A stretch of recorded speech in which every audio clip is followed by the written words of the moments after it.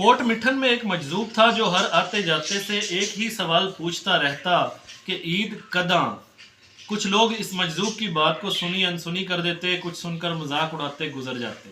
ایک دن حضرت خواجہ غلام فرید رحمۃ اللہ علیہ اس جگہ سے گزرے تو اس مجذوب نے اپنا وہی سوال دہرایا، عید کداں؟ آپ صاحب حال بزرگ تھے، اس کا سوال سن کر مسکرائے اور فرمایا، یار ملے جداں۔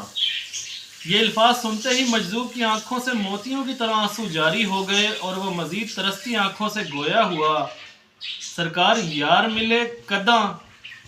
خواجہ غلام فرید رحمہ اللہ نے فرمایا، میں مرے جداں۔ بس یہ فرمانا تھا کہ مجذوب نے کپ کپاتے اور تھر تھراتے ہوئے عرض کیا کہ حضور میں مرے کداں؟ حضرت خواجہ غلام فرید مسکرائے، اسے پیار سے تھپکی دی اور یہ کہتے ہوئے چل پڑے، یار تکے جداں۔